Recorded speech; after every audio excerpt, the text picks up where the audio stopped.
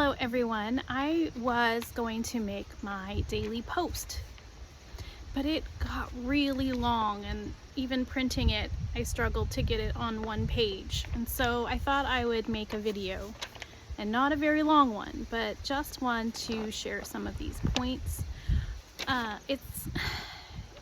It's a challenge sometimes when people make erroneous claims and do not support evidence. So it really frustrates me when I see people who say they've read the Dead Sea Scrolls and they come to the conclusion that the Zadokites believed that the day began in the morning with sunrise. And again, if you haven't studied the scrolls, do it for yourself. So the Zadokites shared a plethora of information, and they always attributed a day beginning with the evening. Numerous scrolls have pointed it out, and many of them are not even written by the Zadokites themselves, such as the daily prayers, which I believe was written by David himself. And there's also a liturgical calendar. And the Zadokites over and over state that a person must see the sun set to be clean, several times throughout the text. For cleanliness, they mention that a person must see it. Why? It's because that's when the new day has begun. And so every ounce of me cringes when I see people who are saying the exact opposite. And yes, I looked into it. I've heard people say that, and I thought, oh, maybe I need to reread the scrolls again. Maybe I need to look a little deeper. But I have not yet found one morsel of evidence to that assumption. And I have looked through them. I have several copies and different versions of the scrolls, and I cannot seem to find what people are referencing. So don't say that I haven't looked, because I have. And I'm not saying I'm an expert either, but from what I have looked at, I have not found anything that would state that they start with sunrise. And I posted a video called "The Sabbath Has Never Changed." And in that video, I show various fragments from different scrolls, including the ones that I just mentioned, the Damascus document, the temple scrolls, all the calendrical fragments that I have found. I've posted, I post daily, and so oftentimes I will post when I find something that is of interest. And if you haven't watched that video, I encourage you to do so. And in that video, I share with you that you would actually have to read the scrolls backwards to be able to believe the sunrise to sunrise theory. Literally, you would have to read one sentence, go back and read the previous sentence if you wanted to believe that that's what the Zadokites believed. So please research yourself. Now, there's been a channel recently that had stated on their video that the Qumran community kept a sunrise start, and they state that it's found in the Damascus document and the temple scrolls. Yet they did not share one piece of evidence to prove their point. They just wrote that in a statement, right? Not one piece of evidence. And again, I have shared many. If you want to take a look back at my post, just scroll back. I've posted as many as I can find, and there are still more that I might not have posted yet that might be posted later. So I really want to see their proof text. Tell me, where are they getting this assumption that it is a sunrise start? What scroll are they referring to? Give me verses, give me chapters, give me columns, fragments. Tell me what they are. When I ask people questions on channels, it's just crickets. They do not have an answer to what I'm asking, because they probably haven't really dug into it themselves. So, and again, I'm reading my notes.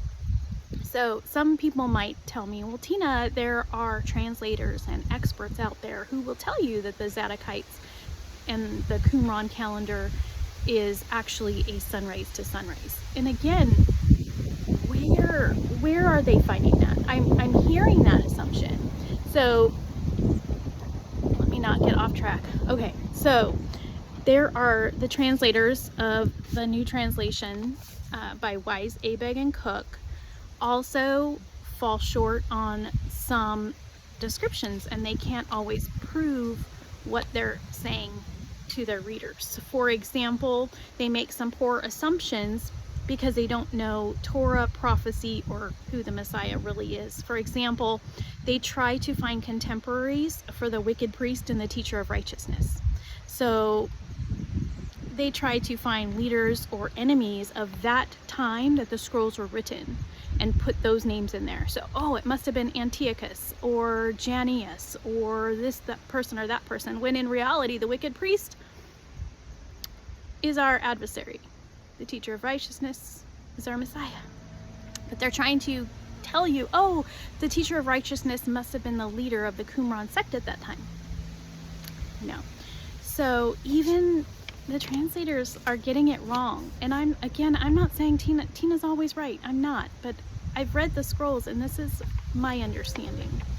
So here's the other thing, and why I have my copy here today. The translators, Wise, Abegg, and Cook, although I really enjoy their translations, sometimes they're off, right? And I found this in their section called, the scroll called Daily Prayers. And this is their quote. It says, "The first prayer in each pairing is recited in the evening, the second in the morning as the sun rises. This order seems to agree with the mainstream Jewish calendar of the time, which began the day in the evening." Right? Okay. Yes, that's correct. They're reading the daily prayers as if the day began in the evening, and they're saying, oh, this actually confirms it. However, then they go on to say, but then it says, and so to conflict with the Qumran calendar, which began each day in the morning. But one cannot be sure how such matters may have been rationalized.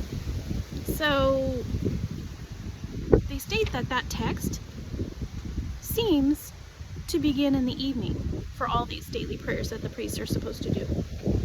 But it conflicts with the Qumran calendar. And again, they don't tell you how it's conflicting. They don't tell you where in the Qumran texts they're getting this assumption that it begins with the sunrise. So they're congruent at that first part. They're congruent with the evening start. They agree that, hey, this looks like it. But it's probably not it, right? That's what they're saying. So my question is, where in the Qumran text,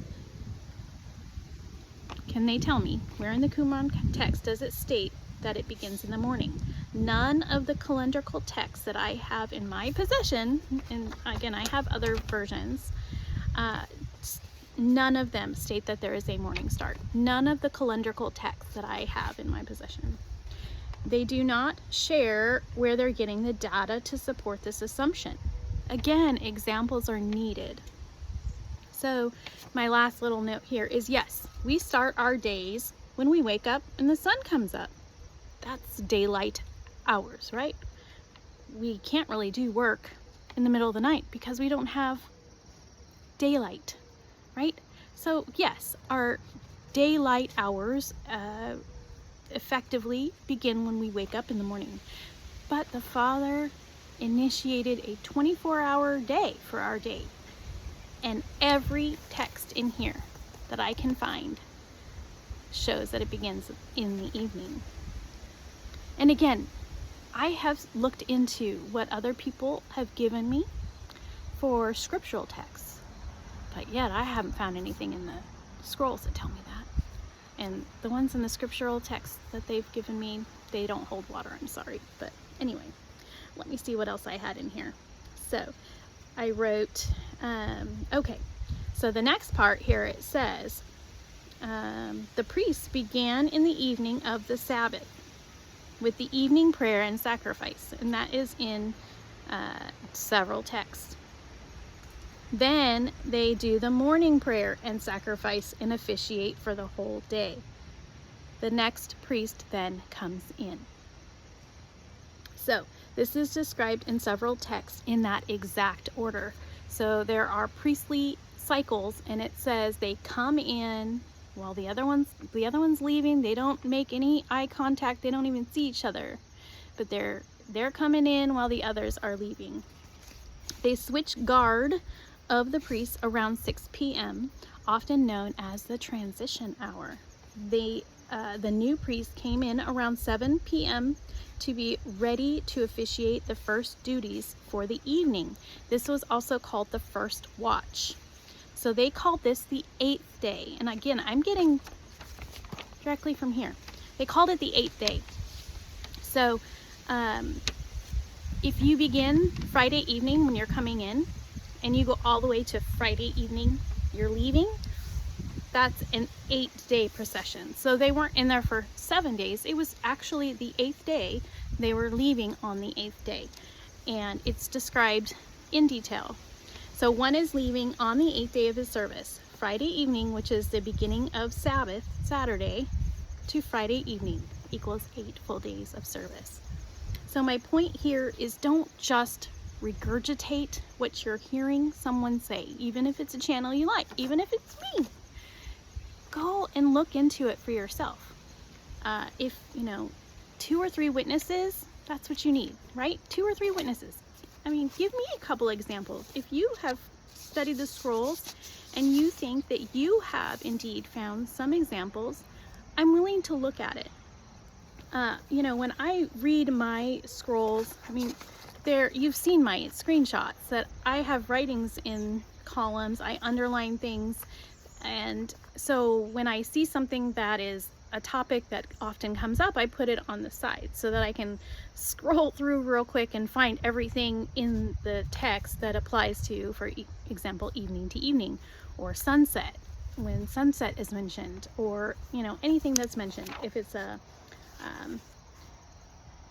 if it has to do with a feast or something like that. So go through your copy, get a copy. I mean, these are very inexpensive. I have one for each of my family members, and I did not pay more than $10 for them. They're not very expensive. So everything that I buy, in terms of the scrolls, I often go onto eBay, and you can get them for real inexpensive. So again, prove me wrong. It's okay. I'm willing to listen, because I'm not stuck in the mud, and I'm not saying I'm not going anywhere, because I've gotten here today because I've questioned things. So I want you guys to question things too. All right, everyone, have a blessed day.